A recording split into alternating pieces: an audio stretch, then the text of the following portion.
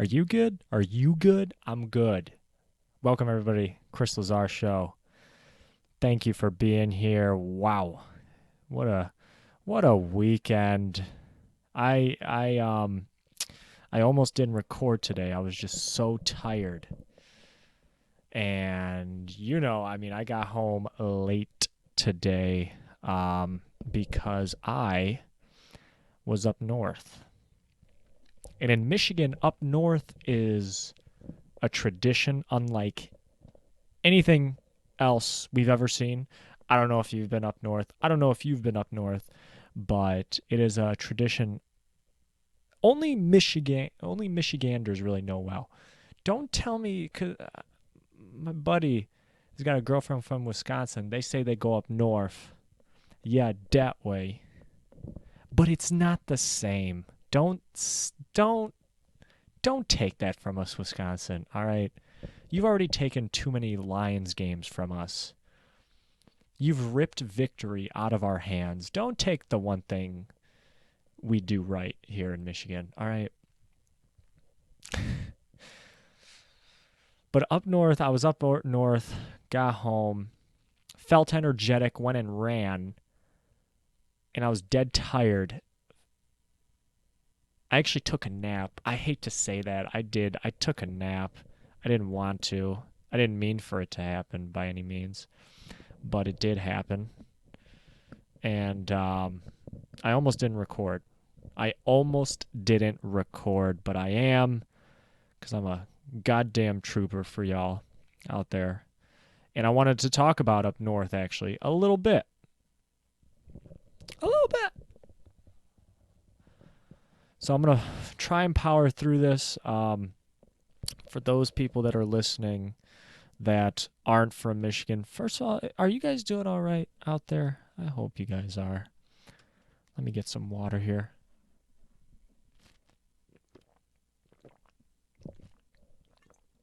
I put the microphone up there for effect. Just so you know, if you're not watching this on YouTube, I'm not drinking coffee or anything. I'm okay now. I don't need coffee, but I do got the water. Shout out to those glass water bottles. Keeping my drinks clean. It's not plastic. You don't throw it away. It's BPA free and BPS free. All those polyphenols. Right? Polyphenols? They don't got none of that in this water bottle. It's nice, clean fuel. All right. Let's talk about up north. I was up north. Specifically, I was up near Standish, Michigan. I was specifically in Hale, Michigan, but I say Standish whenever I tell people. I've been up here to my buddy's house, buddy's cabin. Ty, shout out Ty. Thank you for a great weekend. I've been up here multiple times now. Every time I go up there, I always say Standish. And really, nobody knows where Standish is either, but it's slightly bigger than where we actually were in Hale. And you're not going to know where either of those places are unless you're the 10 fucking people that live in those towns. So I say Standish because of the chance that you might have heard of it. We could cheat. We could say Bay City. It's a little bit bigger, but not really as close. We could say Oscoda. I don't know how big Oscoda is, but it's right there as well. We could say Wittenberg. That's right there. We could say... What else could we say? West Branch, but that's kind of small too, I think. Anyway, we went up here.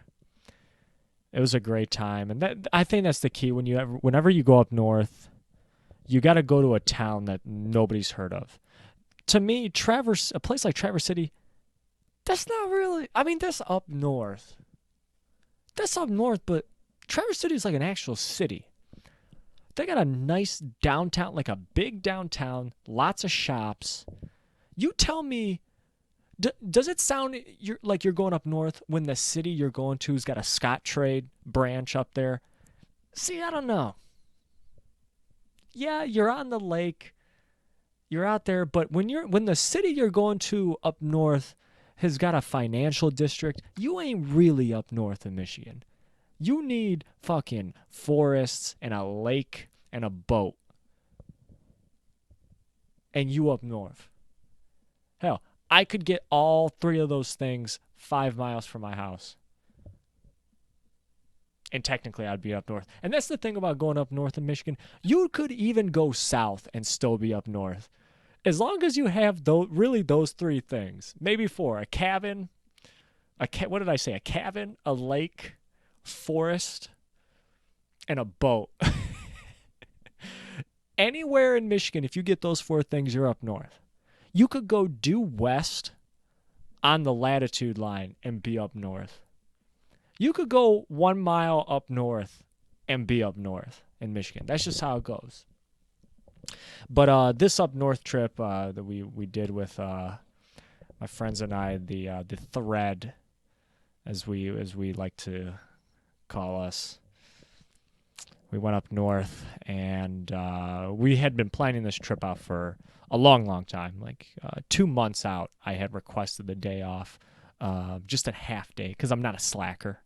All right, we got work to do. I only requested half a day.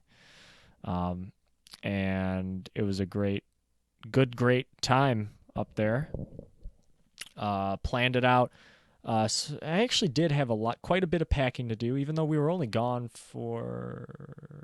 I left Friday, Saturday, came back today on Sunday. But for some reason, I packed a ton. Like, I was stressing over the pack because I had to bring food and water. My golf clubs, we ended up golfing up there. Football, sandals. I forgot underwear. So shout out to my friend Carl, who was a guest on this show, for bringing me a pair that I could wear. You know what's so funny was I had the underwear, and I had all my stuff in the car. Here's what happened. I actually remembered that I forgot the underwear. I was like, "Oh, Chris, you're lucky. Good for you for remembering that." I went back in the house. I got the underwear. I came back downstairs. My mind was like all over the place, and I like left the underwear like on the kitchen table or something. Yeah. So I remembered it, but in the end, I forgot it. Oh gosh, that was not good. Anyways, I for some reason I was like stressing over this packing. I mean, and it was a decent amount of stuff, but we ate all the food, so that's fine. It lightened the load coming back, but going up there, I almost remembered everything besides that underwear. But to be honest, honestly, one of the least important things. You don't need that. I had compression shorts. That's all you need. I got the Dry Fit Pro Combats, and I was ready to combat up there. Let me tell you. But first, the first thing of combating, the first thing that you got to deal with on your way up north is the fucking drive. Now, like I said, sometimes you don't got to go too far to be up north in Michigan. But this particular drive was 2.5 hours due north. And luckily on the way there, did not really hit any traffic. I made it up there in the exact 2.5 hours, which is exactly what Google Maps told me it was going to be. You got to understand something. Whenever you make it on time following Google Maps, that's a win for you right there. You made it in the exact amount of time that Google Maps told you were going to make it. Dude, give yourself a high five for driving at least 70 miles per hour, nothing below the speed limit, hitting every goddamn stoplight. You got to give yourself credit for that. It's literally like my car did not stop. Like, I was hitting lights. I was hitting a lot of flashing yellows, but I hit a lot of green lights that I was like, man, this is like my perfect game. This is my perfect game. Driving up there and making every light. That is my perfect game. Shout out. Who's the last guy to have a perfect game? Wait a minute. Wasn't it that No. Okay. I was thinking of it was that Marlins pitcher against the Tigers. I think he just threw a no-hitter, though. Wasn't it Felix Hernandez was the last person to throw a perfect game? I might be wrong about that. I don't know, but I feel like it's been a while. There was a stretch where we were having like a perfect game every year, and we were like, what's going on? Baseball? Something happening again? Is it the steroids again? It's weird because I feel like people don't really care about perfect games as much as they care about home runs. Right, because you could still throw you could have a perfect game and have no strikeouts. Like, is that really all the pitcher at that point? I was going to say you could have a perfect game and walk people, but no, that would be a no-hitter. Yeah. I bet you there's been a couple of those perfect games. I bet you there's been perfect games where the guys had like 2 strikes. I want a perfect game where I fucking throw like 12 strikeouts. It's all me. Like I get half the outs just all by myself. Even like fielding, you you got like the pitchers who are great fielders, get the ball hit back to them, field it, toss it down to first. That's athletic. That takes athleticism and skill. Yeah, sure, it's like the closest throw that you can make on a field. But how many pitchers you've seen dog the bounce, pick it up barehanded, chuck it to first? You know, your first baseman's like 6'5". You literally can't miss him from the pitcher's mound, and yet you still throw it over his head like he's fucking. You think he's fucking Dwight Howard, and he's just gonna jump through the roof. But anyway, I digress. Yeah, I was going up north. Pat myself on the back for getting up there in Google Map time. I am actually very proud of that. And it's funny going up north that far. You can actually, and you can tell just by looking at the roads and stuff that you're no longer in civilization. You hit a point. So you go past Flint, okay, you're still lots of cars. You go past Saginaw, still lots of cars. And you get to the point where it's, not a lot of cars. It's getting kind of lonely. You're looking left and right. You're speeding, doing 80 because you can. Deer carcasses on both sides of the road. Like there's no tomorrow. Like, okay, I'm somewhere different now.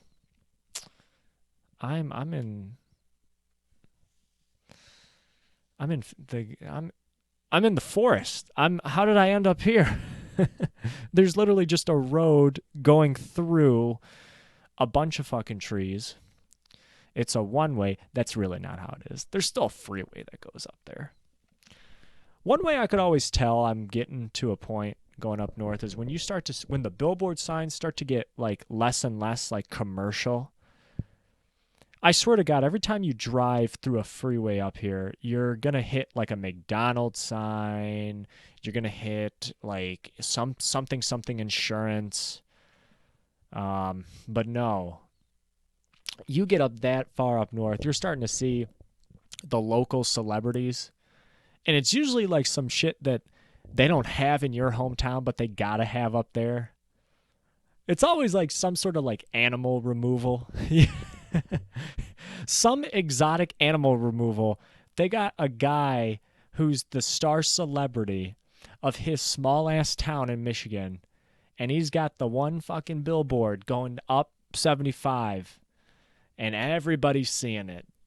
Just in case you got some goddamn flying foxes in your attic.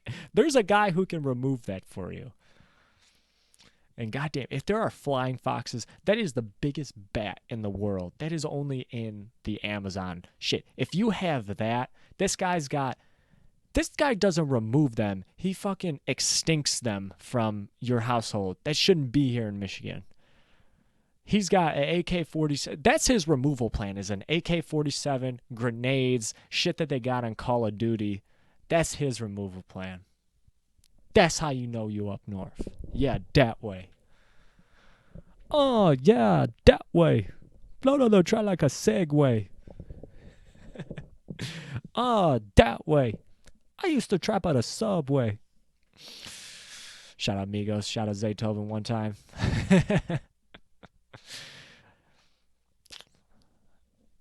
Just fix my socks. Okay, so I get up north. I park on the gravel.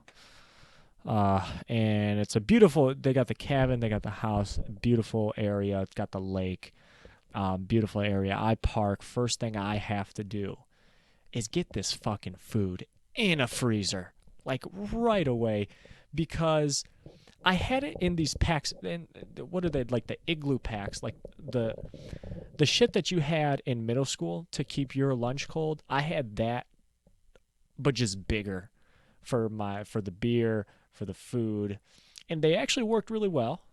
They did. They did their job. They did their job as best as they could, and they kept it cold, but starting to condensate a little bit. Starting to get it was cold but not frozen, and I had to get that right away in the freezer. Get that out of there. Had to go find my place in the cabin. I'm saying hi to everybody. Haven't seen anybody in a long time.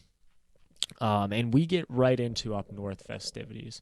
Right away as I arrive, we're playing horseshoes, which I'm not very good at, I found out. Because these horseshoes that we were playing with were from like, I don't know what horse had these. These were heavy. And horses got to wear these? They purposely weighing these down. This is like what? This is like in a sport where they like purposely shove like rocks in your shoes to weigh you down because it's too much of an advantage. Like when Tiger Woods first came on the tour and they had to make courses longer because he would just drive to the fucking green. That's what I think about when I see these horseshoes. You're slowing down the horse. But I guess it's supposed to protect them, protect their feet. I don't know, but I'm just saying the horseshoes were huge. They really were like 10-pound plates that you see in a gym. That's seriously how much they weighed. And they were pure like iron. They were fucking like you could have used these like on the Indianapolis Colts helmet as their logo. And I was not good at horseshoes. Oh, I sucked. I couldn't, my arms, I couldn't get my motion down. Actually, I could get my motion down. I just couldn't get any muscle behind it to make it the however long. Yeah, we might have just been playing it way too fucking far from each other. Like 20 yards. And the thing you got to be careful about horseshoes is if you go short, watch out for your feet. Because you hit this horseshoe on that circle that it makes in the cycle, and it's gunning right for your shins. I was close a few times. Got out of that way. We played it too close to the cars. It was not good. If that would have dented the rim of my Cherokee, my parents would have been pissed. But we transitioned from horseshoes, which I sucked at, to cornhole, which I was a lot better at. But it took a while because we went from throwing a 10-pound like ankle weight to like a 1-pound square. And the first throw you make is like 10 yards past the fucking board. You hit the people that are watching the game in the back, who are just there to like watch and observe, and they're cooking, and all of a sudden a beanbag comes flying into the barbecue. shit goes flying. You're like, fuck, that does not take as much strength as the fucking horseshoe does. So it was an adjustment, but Ty and I, we killed it. We killed it. In cornhole, we only lost one game. I gotta say that one game was a fluke too. It was a fluke. I don't even know what happened. We lost one game. We won all the other games. You know, can't win them all. We were definitely World Series champs, though, of cornhole. Yeah. I like to use my technique in cornhole. I found out there's a couple different techniques. There's the one technique where you throw it as high as you can, so when it comes down, it just sticks right on the board, like you're chipping onto like the 16th green at the Masters, and it just sticks right there. There's that, which I do utilize the chip shot, and I use the runner. So the runner is you kind of laser it in there. And it's on a ramp, right? So you kind of laser it in there. You try to hit that front of the ramp of this cornhole board so that when it runs, it's got more space to run, but because of the friction, it'll stop on the board. Of course, you throw it too fucking hard and it zips right off the board into your partner's nuts who's standing behind it. So there's two different strategies that I use. Either one can work. Or either one, you could really suck. Cornhole just seems like you should always hit the board every single time, but it doesn't work like that. I miss the board. There's so many times where like you throw it, you're confident it's straight, and then it's like 2 feet short. You're like, damn. Throw it back. Throw it back. No, you can't throw it back. That's not how it works in cornhole.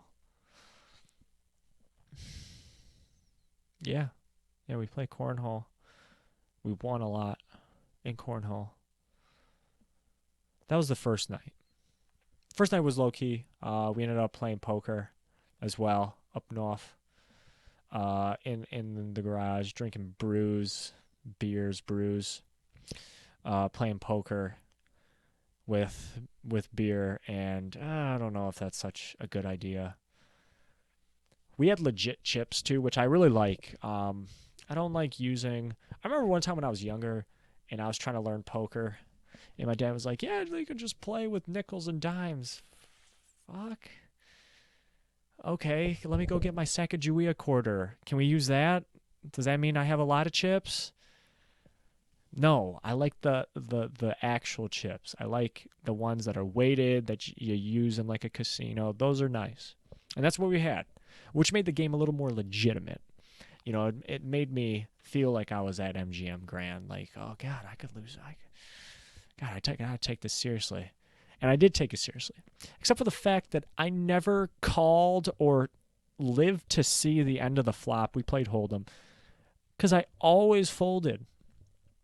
I employed the most conservative strategy, which is just survive and advance. I would ante, see the 3 fucking cards. I'll take my chances next hand. Fold. And I'll be honest, I watched a couple hands where I was like, wow, I could have won that. But hindsight's 2020. I saw a lot of hands too where I was like, wow, I'm really glad I didn't pay $50 to see me get nothing. I'm actually really happy about that. And I survived. So what was it? 5 of us playing. I was the third one out. Not bad. Right in the middle. Right in the middle. I got to a certain point where I'm like, fuck, let me just go all in. I'm tired. Just go all in. And I lost, and that's fine. That's fine. But I guess I'm not really a poker player. Although I did survive for that long. It wasn't bad. Yeah, poker. We were supposed to continue the next night. but I'll get to that later. We ended up playing euchre. Kind of played euchre, which is a Michigan game, which is a Michigan only game. I've never seen anybody else play this game. It's the most fucked up game. Even the name of it sounds fucked up. You want to play euchre? What? Euchre. You want to play euchre? What? Isn't that a drink? No, it's a card game. Are you sure that's not... Are you saying eggnog or are you saying euchre? I'm saying fucking euchre. Do you want to play euchre? Okay. Is that a board game? No. Here's the cards. Start shuffling the cards. I'll teach you how to play. Chris, there's this card deck is like empty. There's no cards in here. Oh yeah, we're only playing with half the deck. It's fine. Dude, right there, you confuse whenever you're teaching somebody how to play euchre, you confuse them right away when you're like, "Oh no, we're going to take out half the cards. It's going to be okay."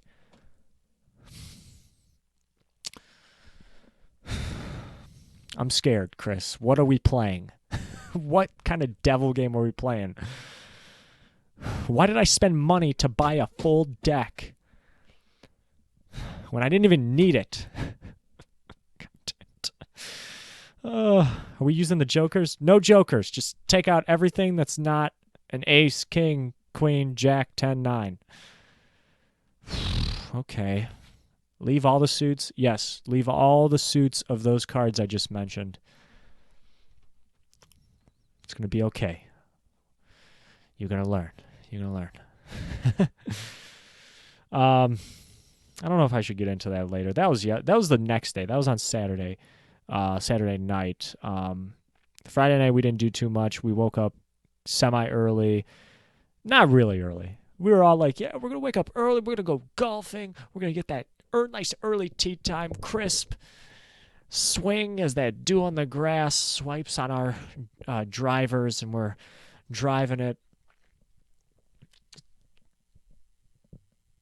200 yards because we're not in the PGA. You know how hard it is to drive the ball 300 yards? I'll be honest. I'm hitting like lucky 220, 225 probably. You know what ended up happening? We woke up late. We're getting to the course groggy. We haven't had coffee. We had to take 2 cars because of the clubs. We lost the other guys. We're getting pissed. Like, come on, we got to tee off here. What the hell? We just had to wait like an extra 20 minutes, which is actually good. Got us time to wake up, get on that putting green, make some chips and some putts. Get all your bad chips out of the way. That's really what I do on the practice green. You get out all the bad ones. So my first chip that I made from like the longer grass, not on the fringe, from the longer grass, lasered it clear across the fucking putting green. Okay, it's going to be one of those days, huh? But slowly I'm starting to get it, getting the touch, getting it to pop up a little bit. Laying on the greens. Greens were fast that day. Fast, man. That sun dried them out. Woo, it was like carpet right on that green. And then we had, it wasn't just me. It was all of us were we took over the putting green. We were almost like, yeah, let's just use this as our green. Or let's just use this as hole number 1. We'll just play this hole right here. We'll do it 18 times, and that'll be the day.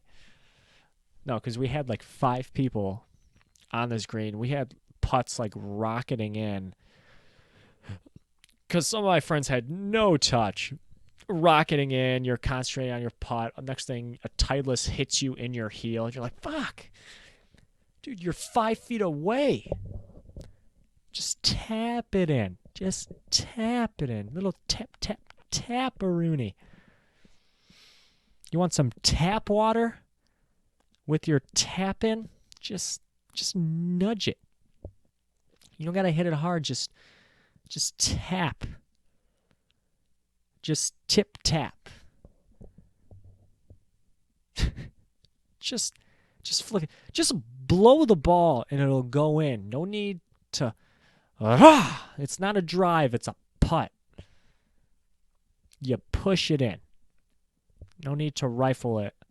Just bring it back straight, forward straight. Make your triple bogey. And then let's move on to hole number 9. All right. So golfing was fun, though. Golfing was fun. Course was like any. The course was long, which I was pissed about. 500 yards every single hole. Even the par 3s were like 200. Fuck. I got to pull out my drive. I can't pull out my driver, though.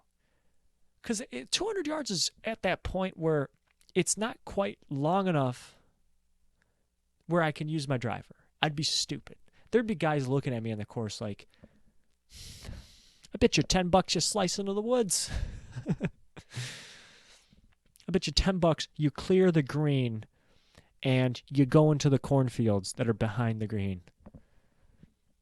So I could not use my driver here. I use like a low iron, 4-5. I have a 4. Surprised that I could get it there. I really could. And if I was aiming right on a couple of these par 3 200 yards, I could have made it to the hole. I really could have.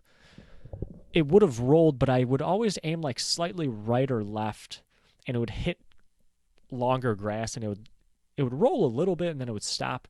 Still impressive that, I could get it that like 180, 190 range up there. But if I hit it just right on the right line, I think they could have rolled on the green. Tough holes, man. I think I had 1 par that day. 1 par, lots of bogeys, double bogeys, finished with a 50 on 9.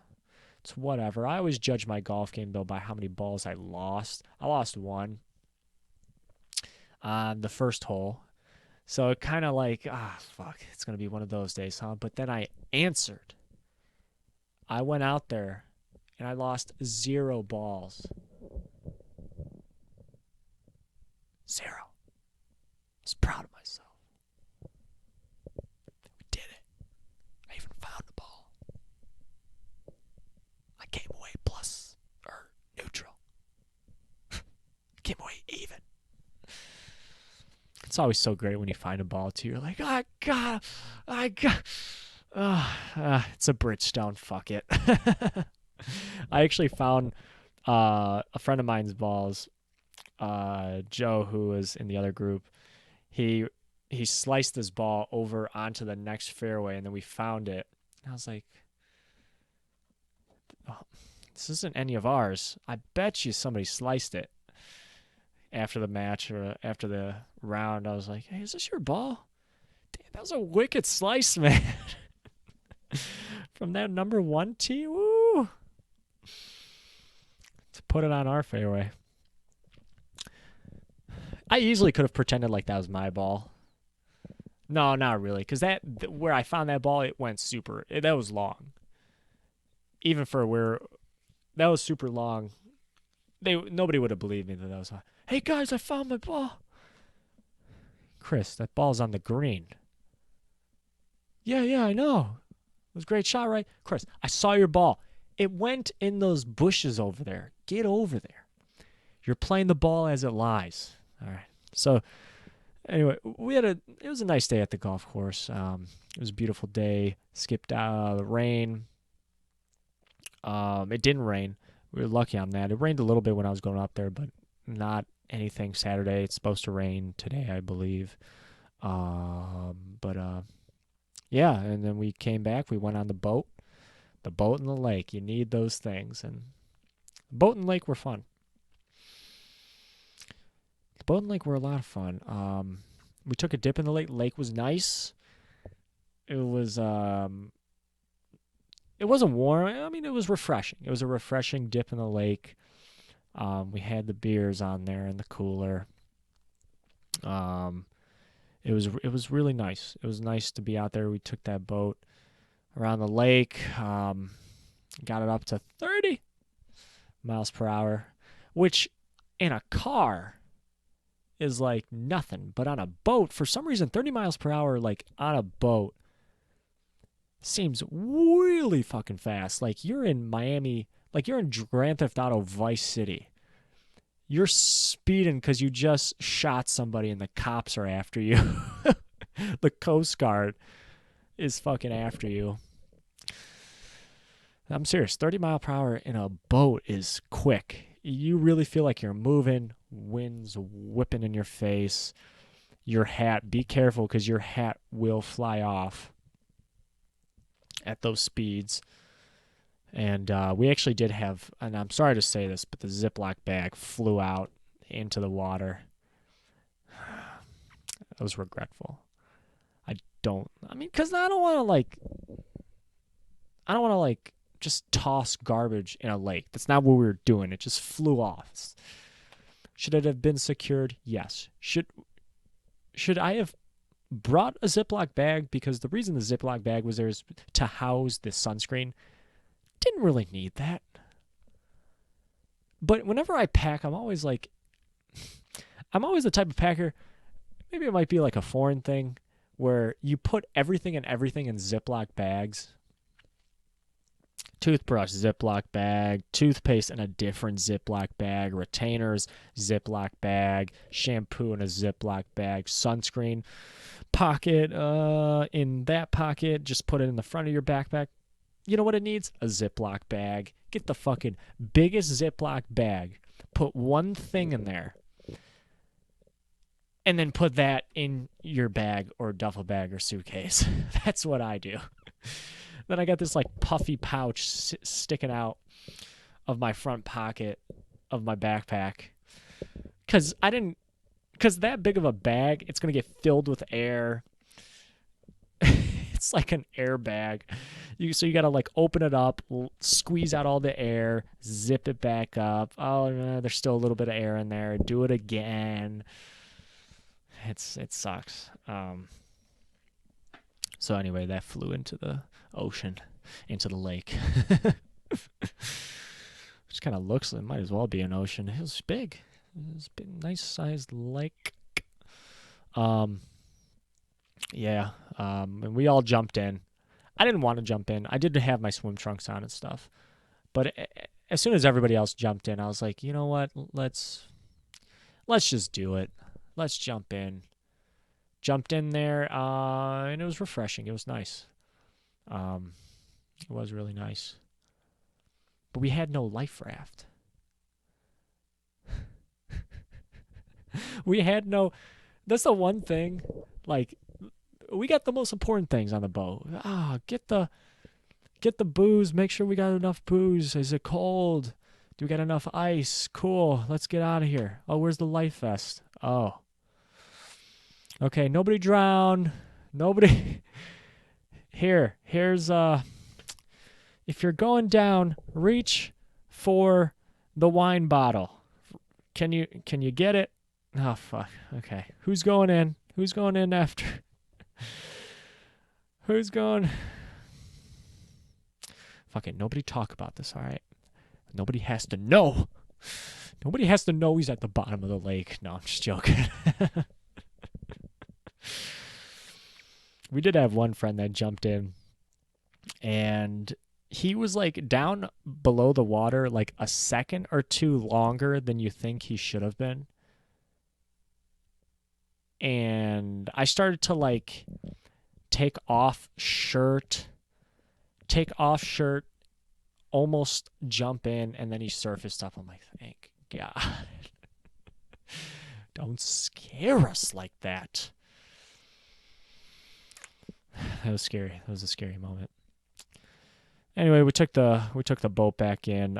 Saturday night was low key. We played some euchre. That's when we played euchre, was Saturday night. We got in, we grilled. I grilled my veggie burgers. Ugh. They broke apart on the grill. It was kind of, you stuck them on there, they broke apart. My friend's like, they have no substance. My friend Kurt, he's like, they have no substance. Of course they're going to break up. Yeah. I was scraping it off there. I mean, it still turned out good, but I was like trying to scrape it off the grill. We cooked these waffle fries too. They were really good. They were really good. Waffle fries were really good.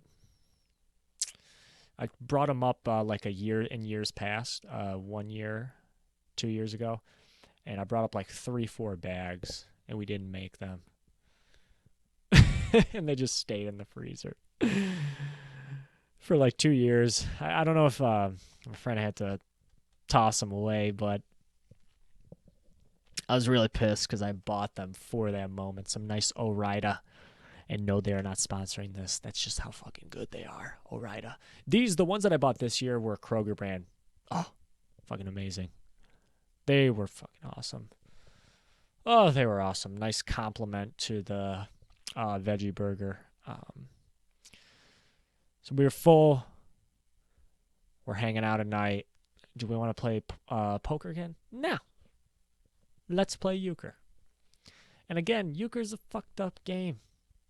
But we're all from Michigan. We should know how to play, right? No, half of us didn't know how to play. And we're, it's funny. Even if people say they don't know how to play euchre, there's like this pride thing being from Michigan where like you say you know how to play because you should. Even though you don't, you should. And you always say, okay, who here knows how to play euchre? You'll throw that question out there. You'll get like oh yeah, I know how to play. Yeah, here, let's play. Here, let's play. Hey, you're on my team, right? No, I'm sitting right the fuck next to you. Are you sure? That gives your partner, because your partners are across the table. 4-person across the table. Whenever you start asking questions like that, like, hey, bro, let's go. Let's do it. Let's do it, man. We're going to win this game. Dude, I'm not your fucking partner. Your partner's sitting on the other side of that table so concerned right now. Like, I got to play with this guy? He ain't know how to play? Fuck, we're going to lose. I'm going to have to do loners every goddamn hand. This is the friend who... We had this happen. Somebody told... I wasn't playing the euchre. Somebody told one of my friends, pick it up, which is how you call Trump. Hey, okay, call, pick it up, put it in your hand, discard a card. He picked up the 5s, which are used as score cards. Oh yeah, let me just pick up this 5 of diamonds and get ready to get euchred, I guess. It's never good. It's never good. You know what? Just be honest. You don't know how to play. We'll teach you how to play. We'll teach you. It's going to take 5 hours, but we're going to teach you.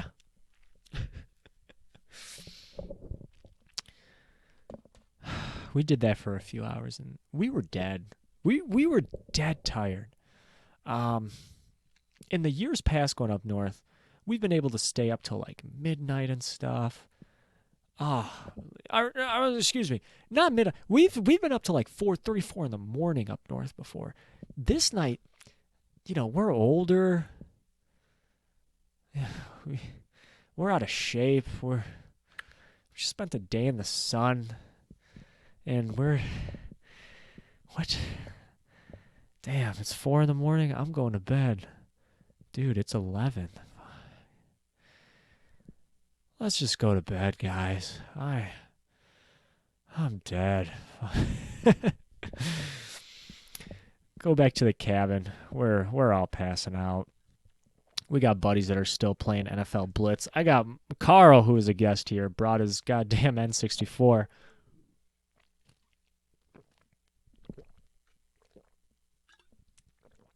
He was playing an NFL Blitz tournament on the N64, dude. It's great. As amazing as technology is, do a little experiment next time you're feeling bored. Whatever video game you're playing right now, whether it's on a PS4, 5, or whatever the fuck they got now, or an Xbox One, or a 360, or the Nintendo Switch, or the 3DS or whatever, go back and play the video games that you was playing when you were in middle school. And you'd be like, fuck. We've come a long, long way. Oh, we've come a long, long way. And that phrase shouldn't be used with video games. We've come a long way in that time. Like that phrase is used for like buildings and shit. That phrase is used for like actual like vaccines and medicine. We've come a long way since the polio vaccine era. We've come a long way in medicine. We've come a long way in race relations. We've come a long way. That phrase shouldn't be used with, damn, dude, look at the graphics when you play Legend of Zelda: Ocarina of Time compared to Breath of the Wild. We've come a long way.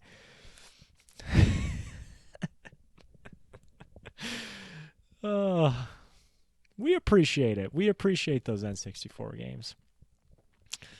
We appreciate that goddamn alien controller that looked like you was repping West Side Tupac back in the day.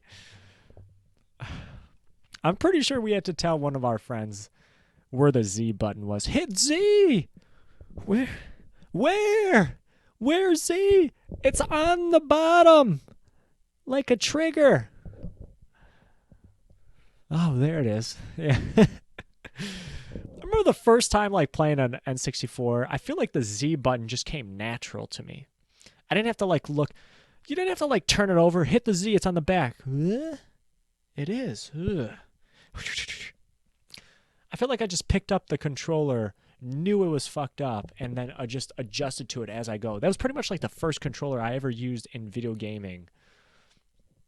Was that controller. It just came natural to me. All other controllers were like simple. Dude, if you know how to play with an N64 controller, you immediately have an advantage in any of the other controllers they have, because now they're making, these video game companies now are making shit. They're taking ergonomics into effect. They're making controllers that make your thumb not hurt from fucking doing this because you're playing Mario Party and you're trying to twist around to get the star. No, dude, now they got controllers now with air conditioning streamlined on the back so your palms don't get sweaty. Everything's clearly labeled. They're wireless, ergonomically outstanding. No finger cramps whatsoever on these things. It's great, man. But we couldn't take NFL Blitz for that long. We couldn't do it. We passed out. Woke up the next morning. First thing I'm thinking, I gotta get out of here. I haven't showered. I have one pair of underwear. I gotta get the fuck out of here. But first I gotta help clean up. Damn it. So I helped clean up. I did the dishes. That was my duty. You do the dishes. I was scared, whenever there's a lot of people, it's like this like weird thing that it's a psychological thing where because there's a lot of people there, you always think one person's got something over you. Like, you always think somebody's going to do something because there's a lot of people there. So you're like, okay, it's going to get done because there's so many people here. It's just bound to happen. And then it ends up not getting done because everybody else in the group has that same thinking. But we were good about it. We helped cleaned up the place, which is a respectful thing to do. Throwing away cans and trash and food, making the last of the food, throwing that away, doing the dishes, cleaning up, folding up blankets, putting away cots, making sure the pillows are arranged nicely. And then we say our goodbyes and drove home, and now I'm here doing this podcast. Fast forward, I am here. Yeah, it was a good time, man. It was a good time. First thing I wanted to do when I come home, though, is take a shower and eat something healthy. I mean, the veggie burgers were healthy, but You get back home. You got to wash everything, put everything away. And that's really it. That's really it. It was a good time. It was a good time up north. If you ever have the chance, go up north. Not just in any state, though. Go up north in Michigan. Because it's pure Michigan. Which is a commercial that runs through. Oh. It's pure Michigan up north. Yeah, if you ever have the chance, man, head up there. Head up there. Pack up. Hitchhike. Do whatever you got to do to get up north in Michigan. It's a sight to see. I'm sure we'll be back up there soon, and I'll be back on this podcast. That's it. That's it for me, guys. Thank you very much for listening. I'll be back next week. We'll get into a little more sports. Hopefully we'll talk All-Star. We'll talk the All-Star game. All-Star break. It's not really a break. We're still gonna have baseball games later on next week. And we'll talk about other summerly things that have happened to me. Because I don't know, you guys remember me talking about that bird, the red-winged blackbird. I got a new beef now. I got a new beef with a new animal. We're going to talk about that next week. Thank you guys so much. My name is Chris Lazar. Appreciate you now. Till next time. Adios, adios, adios.